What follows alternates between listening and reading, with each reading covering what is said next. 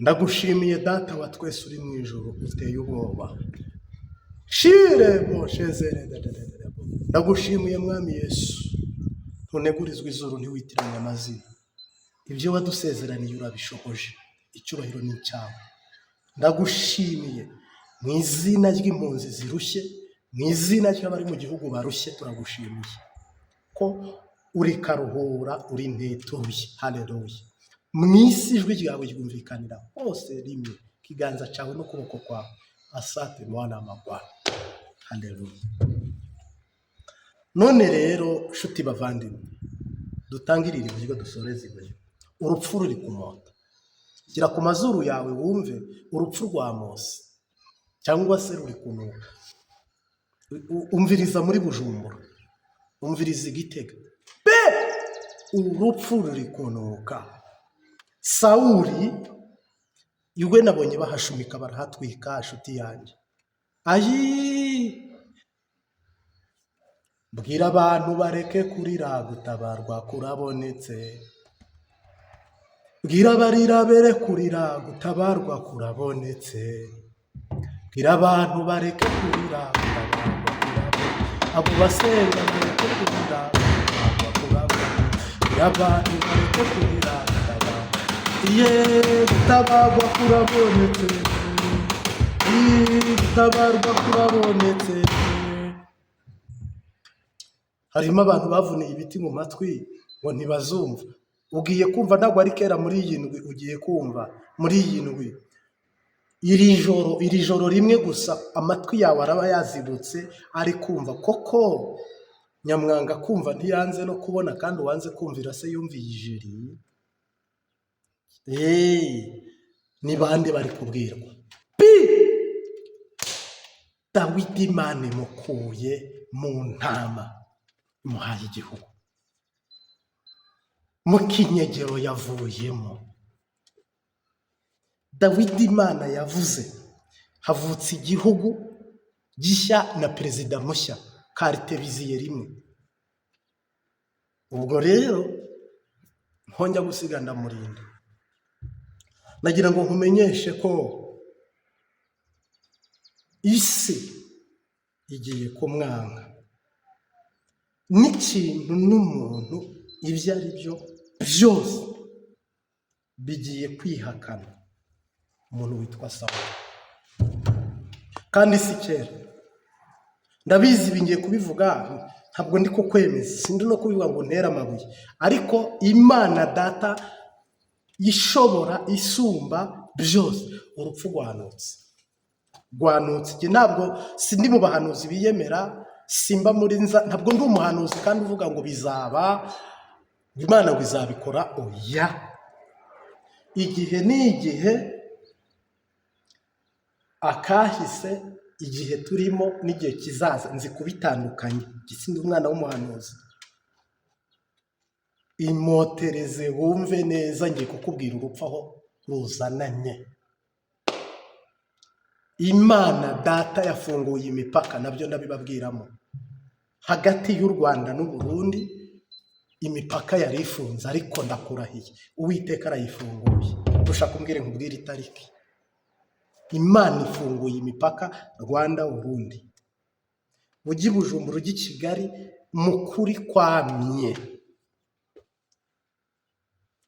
Imana iravugira ijambo. Yosefu na Mariya na Yesu bahunguke, Herode yamaze kwicwa. Ntabwo rero ibi sinabivuga jewe ndi kukubwira ngo akazoza ntigahahira umwana. Urebye abari gupfira induta n'ahandi hatandukanye, ntabwo najya kurengwa ngo mpage shinate ku bantu barushye, ku bantu bagowe. Ntabwo nabuze kontenti. Mbwirije ijambo ry'Imana, abantu bakizwa. Pereshezerede Daviko message nkuzana. Gutabarwa kugize gute? Kurabonetse. Sawuli rero akaburi kasamye kagiye kumwakira n'akagwi kiwe. Uru rupfu nababwiye samedi. mu kwa gatandatu, uku kwa gatandatu turimo, abarundi b'injyamunyu bamwe bafite imitima imeze nk'iya Yeshuwa bagiye kwinjira Kanani. Imana ibasubize, ibaha igihugu gishya na perezida mushya, isezerano ribe riravutse kandi ribe rirasohoye. Uwiteka ahabwa icyubahiro. Ni ukuvuga ngo uku kwa gatandatu byinshi pe, harimo ababizi n'abatabizi, ariko iby'isi ni amabanga. Nk'ubu urupfu rugiye kurya runanwe, ariko nyir'ugupfa ntashobora kubimenya awezi. Nta makuru akunabana. Upfa ntabyo azi, ahubwo ugiye kwiba ingoma niwe ubizi, niwe ufite amakuru. Kuko kamemu Dawidi ariyizi. Dawidi ariyizi. Dawidi azi neza ko agiye kuva mu ishyamba, aho yaragiraga intama, aho yarari i Lodebari, aho yarari kwa Makiri, aho yaragorewe, aho yasuzuguriwe, aho yakengerewe, aho bamugaye, kugaya nyine gukengera. Uyagiye kuza bamwicaze kwa Ntare Rushashi, agabe byose, ategeke byose, aganze byose. Abarundi bajya kugira imico nk'iy'abakongomani mo gake, ariko abanyarwanda dusa naho ni nkaho ntaho duhuriye na Kongo. Sizigiye niba igice namukamo kiri kure ya Kongo, ariko abanyarwanda batari hafi ya Kongo, imico ya Kongo ariko abarundi bajya kugira imico isa n'iy'abakongomani, ariko nabo ni ibice nyine byegereye Bujumbura birimo abakongomani. Ntabwo mvuze ko abakongomani bagira imico, ahubwo bagira imico yo gusasa ibikwembe mu muhanda, bakavuza ingoma, bakaryoherwa, bakanezerwa. Mu Rwanda sindabibona, nta muntu ndabona wasasishe igikwembe cye.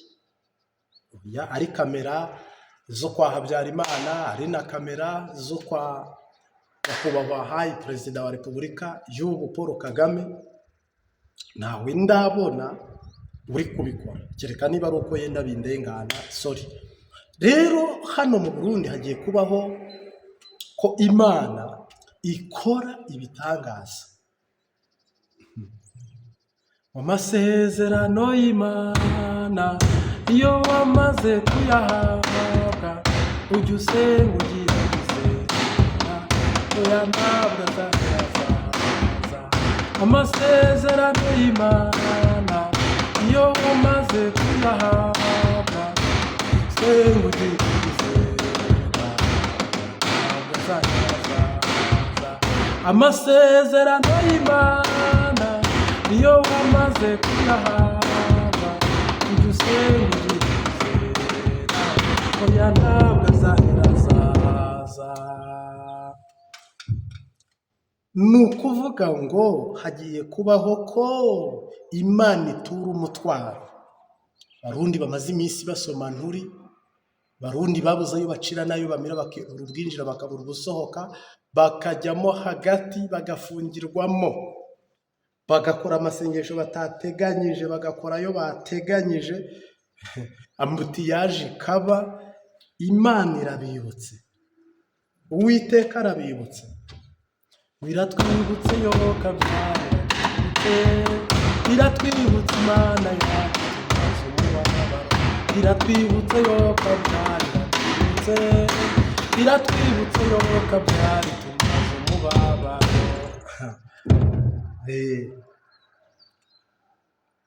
Hari uburyo ikigeragezo cyiza kikihinduramo amagufa, kikiremamo amababa, kikishakamo inkota, kikajya kikwica ariko ntupfe, kikishakamo umugozi kikakuniga ariko uhoraho akaguhagararaho. Nagira ngo mbamenyeshe ko ishobora byose. Iyo Imana igiye kwica, igiye gukiza, Imana igiye kwimika, kwimura direct. Uko mwabonye nababwiye nti Bunyoni agiye kurekurwa, nibi niko mbibabwiye, kandi nta kinyoma kirimo. ntawe ndi kugura inzira, ntawe ndi guhanurira ngo anyemere. Ibi mbivuga ku manywa ntabwo ari nijoro. Nitwa Prophète General Martin. Nta muntu rwose ndi kuvuga ngo urumva oya. Cyakora we wahisemo neza gukora subscribe kugira ngo umenye amakuru y'ijuru, tuba baraganwa na Kristo muri Kanani. Niyo mpamvu ko ubutumwa busohotse notification uhita uyibona. Kandi turagushimira kuri comment nziza wandika ugashyigikira abandi. Ariko Imana ikomeye, Imana izategeka igoma igaruke, uvure igaruke. Harimo ibyo ariko si ingoma y'abadede. Mana we urasetse, urantangaza Yesu we, urantangaza. Ukura abantu muri kumwe ukabahindura, ukabakarabuka base ukanabambika. Urantangaza Yesu, urantangaza. Urantangaza Yesu, urantangaza. Ukura abantu muri kumwe ukabahindura, ukabakarabuka base ukanabambika. Urantangaza Yesu, urantangaza.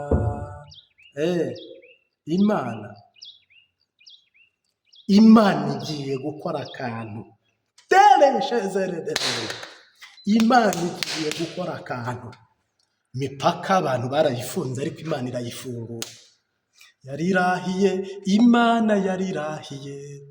Yavuze yuko icyubahiro cyayo itazagiha undi, kandi ntizemera ku izina ryayo ritukwa. Imipaka yari ifunze irafunguye. Hagati y'u Rwanda n'u Burundi imipaka irafunguye. Nitwa Prophète General Martin. Kandi Imana niyifunge kandi ntizongera gufunga mirere na mirere. N'ubwa mbere n'ubwa nyuma. Imana irashenye nk'uko umubumbi yasenya inkono. Imana kubitutababarira, ewe Mana winugwanira. Kubitutababarira, ibigeragezo biri mwiza, akarengane kari mwiza, uburaro kabiri, ugashakisha ugashorerwa, abandi bana bagasiga. Birababaje Mana we, kubitutababarira. Hari abantu hano bari bamaze kuryoherwa bumva ibintu biri gusoza by'utunovera bikina amatavu. Bisubiwemwo amabuye abamanukiye, ibyagwa majosi barayakata. Kanani ngiriye, Yerusalemu ngiye, Dawidi nguyu, igihugu ngiki. Ninde wakubuza guhimbaza Imana igiye gukora ibitangaza? Imana, dayimoni wari hagati y'u Rwanda n'u Burundi avuye.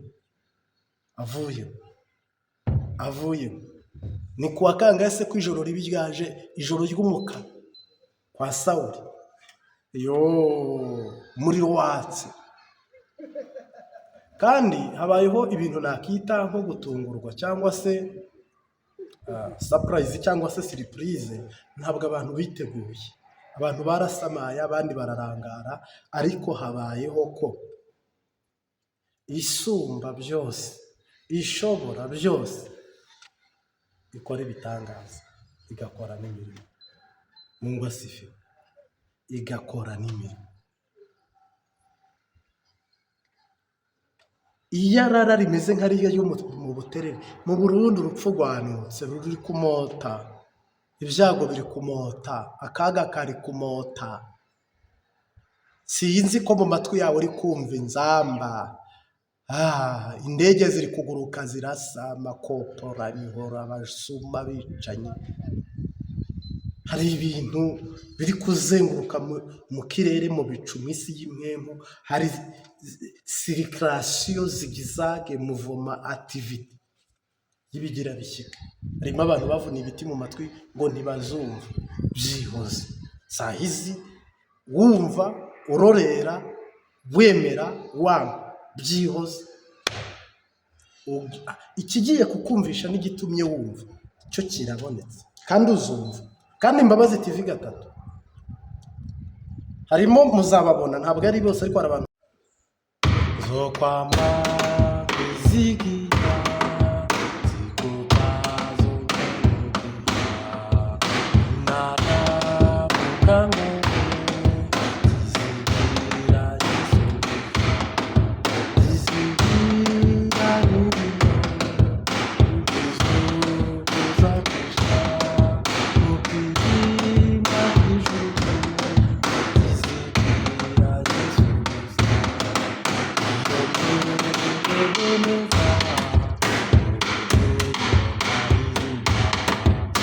Yongowe nasenga izigirira Yesu uzakisha mukirimba ijuru zizigira Yesu gusa zizigira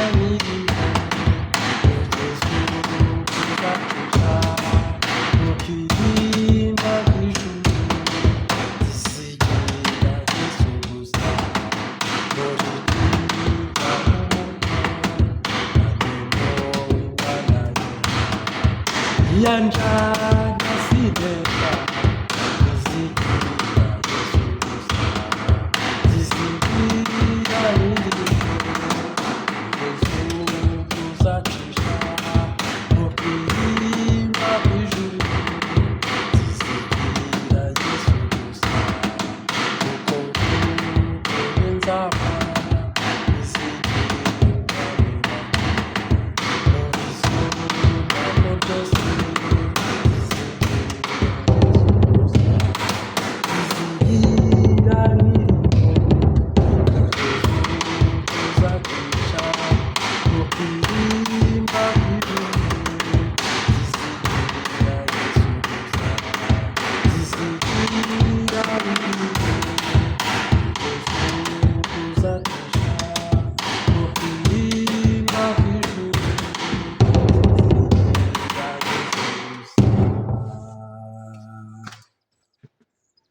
Mungu asifiwe. Imana yiremeye umusore Adamu, irangije imushyira mu Edeni, imuremera n'umufasha Eva. Mbega ubukwe, mbega ubukwe bwari muri Edeni, ab'ijuru babutashye. Nibyo tugiye kuyagaho. Imana yaremye umugabo, imuremera n'umugore. Umugore aba akagufa kavuye mu mugabo, abakara. Ubwo urumva yafashe igice cy'imbere cy'umugabo ikuraho akara, ifata n'igice cy'inyuma ikuraho akabavu. Ibindi ntiyabyandika ariko buriya no ku rushato yakuyeho, buri kimwe cyose yagiye inkuraho, iragenda indemera umugore. Kandi Bibiliya iravuga ngo nukwirema umugore ugukwiye. Urya mugore Imana yakuremeye niwe ugukwiriye. Noneho se uyu munsi Imana iracyaremera umugabo umugore? Ese umukobwa we iracyamuremera umugabo? Ariko haremwe umwe undi akurwamo. Ese uwo mugabo Imana yaremye mu ngobyi ya Edeni yaje kuzimirira he? Ese uwo mugore Imana yaremye yaje kuzimirira he? Mu isezerano rya kera tumushatse turamubona, mu isezerano rishya tumushatse turamubona. Yego, harimo abantu bavuga ngo urugo rwiza ni ijuru rito. Very good. Umuntu wese akura yifuza urugo rwiza. Ese urugo rwiza ni umugore ufite isura nziza? Ni umugore ufite akazi ku buryo numushaka nta bukene yaguteza? Ese urugo rwiza ni abantu bafite inzu igeretse cyangwa kadastara, cyangwa ni abantu bafite inzu mbi? Ese urugo rwiza ni igihe umugabo afite imodoka imujyana ku kazi n'umugore akagira indi, n'abana bakagira ibajyana ku ishuri? Urugo rwiza navuga ngo Bibiliya ivuga rushingiye kuki? Ni urugo rufise amahera cyangwa n'ibindi abantu barabaho? Ni ukuvuga rero njye hano icyo shatse kuvuga yenda ntumvikanishe untahure. Umugabo Imana yaremye ni umugabo yaremye kugira ngo aserukire famiye ye imbere y'Imana. Ubu umutwe imbere y'Imana uharengukana umuryango Imana yaguhaye. uba umutwe imbere ya Kayizari, uharengukana umugore n'abana imbere ya Kayizari, ubabere ikimazi. Uba umutwe imbere mu rugo rwawe imbere y'umugore n'abana. Niba Imana yakugize umutwe, ese koko ndi umutwe? Hamase ubwo butware ninde wabunyambuye? Ninde wabunyatse? Kubera iki budakora? Kaneri ne, kubera iki ubu butware budakora? Abagabo mwegere hino. Habura iki ngo ubu butware n'ubu bushobozi tubukoresha? Niba uyu mugabo yarazimiye kubera ibyaha akabura, nizo ngaruka uyu munsi turimo. Yazimiye umunsi wa mbere Adamu yacumura. Adamu amaze gucumura, Imana irabababarira, irirengagiza, irongera ishyiramo imiyaga. Imana yaremye aba bantu ibaha Edeni, ingobyi yitwa Edeni. Harimo imigezi 7 ibavomerera.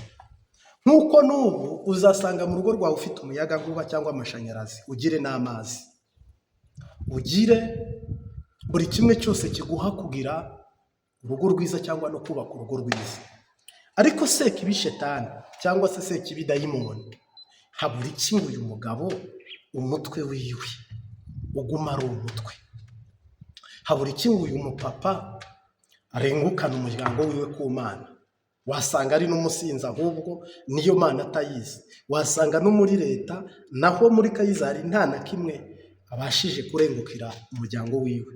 Wasanga no mu rugo rwiwe akunabari. Uyu mugore wese, uyu mugore cyangwa se uyu mupfasoni cyangwa se uyu mumama cyangwa uyu mufasha, nawe wasanga byarunyutse,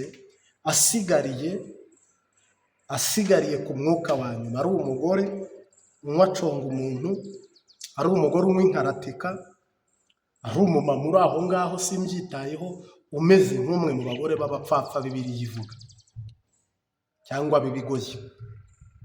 Ese uyu mugore waracyabaho? Niba se bimeze uko, icyizere cy'imiryango iri kuvuka, ese iyo miryango izabasha kugira imyaka myinshi irame? Niba uyu mugabo atakibaho, Imana yaremye n'uyu mugore Imana yaremye akaba atakibaho, abasigaye bakaba ari amapirate. Kuko imbuto Imana yabibye z'ibyiza mu mugabo akazibiba no mu mugore, Imana ikazibiba. Shetani yaraziranduje zimwe, izindi arazinyoha, ameze ize. Ibyamwa biri kugaragara ni ibya Shetani kuruta ibyamwa by'Imana. Kuko niba umuntu agira amasaha 24 akayarangiza adasenzemo na rimwe, ataririmbyemo na rimwe, atavuzemo ijambo na rimwe ry'Imana, adakoze igikorwa cyiza cy'Imana, 24 akayarangiza, hajya ugushyize ku munzani, uwo muntu Imana arayikunda? Umuntu ukunda 24 akarangira utamwibutse, ntimusangiye ibyo kurya, ntimusangiye ibyo kunywa, ntimwambaranye impuzu, ntimuyaze, ntumuvugishije, nicwe kandi nturikirage. Uri umumama cyangwa uri umupapa. Ni ukuvuga ngo hari ukuntu tuvuka, ukavukira muri famiye, ukirota uruva usanze abantu barwana, nawe ukabigerageza, dayimoni ikabiragufasha ukajya urwana. Ugasanga abantu banywa inzoga, ukabigerageza, dayimoni ikabiragufashe, ukajya uba umusinzi, ugasinda ukanywa inzoga ukaborerwa. Ugasanga abantu barasambana, uti nanjye nzabigerageza rimwe, ukabura bikoze, dayimoni ikagufatiraho ugahita uba indaya, cyangwa ukajya ubikora nyine uko. Hari ibintu byinshi byagiye bishibuka, ibindi biramera, ibindi birabagarirwa, ibindi birakura, ariko Imana itateye. Imana itateye, itigeze inavuga ngo ibi ni njye ubishyizeho, ahubwo bya Shetani, by'abadayimoni. Nubyihweza ukabyitegereza ukabisuzuma, uraza gusanga imikorere y'abadayimoni ni imikorere mibi cyane.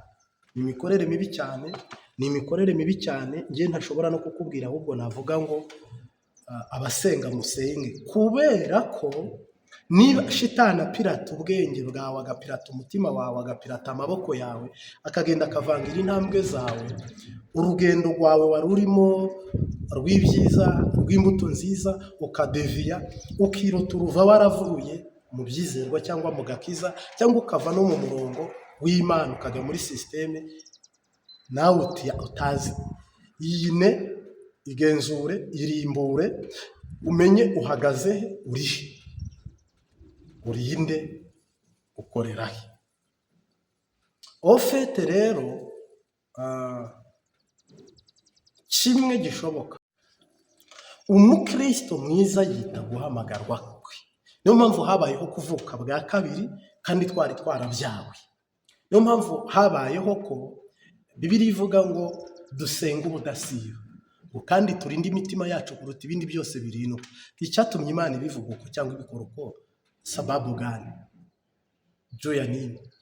Nuko yo muri principe z'Imana yohereje Yesu Kristo nk'umwana wayo kugira ngo adufashe iyo kweshe. Havuka umugabo mushya n'umugore mushya. Vuka muri abo. Turahabwe Kanani yo mu isi, tunahabwe Kanani yo mu ijuru. Icyaremwe gishya. Icyaremwe gishya ni umutima mushya uremwe nyine. Kuko umuntu wa mbere yarangiritse. Satani arabivanga, arabivuguta, gahina arica, bibi bibazo, bibi intambara, ariko hari ibyiringiro ko igiti cyatemwe cyakongera kigatoha kigashira.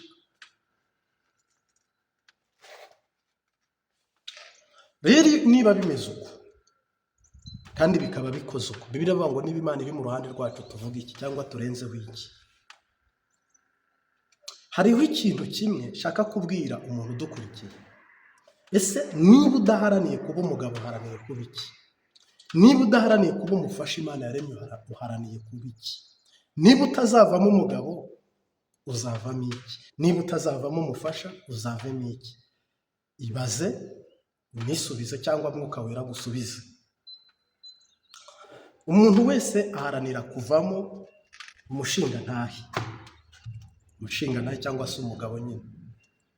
Niba uharaniye kuba umushinga ntahe kameme ikizimi, ba umuntu ukora iby'abashinga ntahe, urasabwa umutima mushya n'ubwenge bushya bwo kuwuyobora, n'amaboko yawe ahinduka akora ibishya, n'intambwe zawe noneho uzerekeze mu murongo w'ibyiza.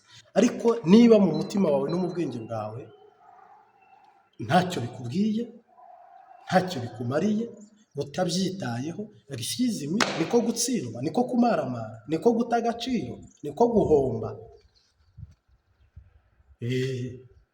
Rero umuntu mwiza ahita avuga ngo Imana yandemanye amaboko abiri, indemana amaguru abiri, ya migezi 7, amaboko yawe ubu ni umugezi yasizemo, amatwi yawe aba mazima isigamo undi mugezi, amaso yawe isigamo undi mugezi, amaguru yawe ni mazima isigamo undi mugezi. Uyiba ari iyo migezi, akanwa karavuga isigamo undi mugezi. Noneho ingingo zawe zifite muvoma, activité circulation bikwiye bibereye, nubwo atari 100% ariko afazari uri muzima. Imagine nta musaruro Imana ibonye. Niyo mpamvu Bibiliya ivuga ngo abanga Imana ntibayisengera zapfa bose be kwibuka, kuko nta rubanza, ntacyo uziriguza, nta n'icyo uzigera utsindisha, ahubwo uzatsindwa n'urubanza. Koko waragararije wanga kumva. Amasezerano yose kugira ngo asohore anazuke, azurwa n'umutima umuntu yagize wo kuca bugufi akavuga ngo nibyo koko navuye kwa data umunani wanjye nkuriye, none ni gusangira n'ingurube, ariko reka asubireyo nere kugenda ndi umwana, ndabo umwe mu bagaragu be, kandi nzakora byiza kandi sinzaburana. Yesu ateze ibiganza, ateze n'amaboko. Rero uyu munsi niba ushaka kuba umumama mwiza mu rugo rwawe sava, ukaba n'umugabo mwiza mu rugo rwawe sava, fata 28 utekereze urugo rwawe, utekereze wowe ubugabo bwawe, utekereze umugore, witekerezeho, utekereze doko uhinduka umutwe. Umutwe ni umutwe nyine, umutwe niwe utwaye iki gice cyose gisigaye, n'ababaga umutwe si bose. Niyo mpamvu umutwe ni kitonderwa. Rero umutwe ni umutwe nyine, reka nire kurenzaho ibindi. Ariko niba ushaka iterambere, ukaba ushaka guhagarara utsinze kandi unesheje ku bwa Kristo, ni umutwe. Kuko Imana nikorana n'ibijuju n'ibigaba, nikorana n'injiji. Imana ikorana n'abantu baciye ubwenge, bazima, bafite umutima, bafite ubwenge, bitanga bamara amaji. kandi basize byose. Mbaragije Data n'Umwana n'Umwuka w'ubu butumwa bugufasha uturemo ibyawe. Imana iguhezagire. Amen.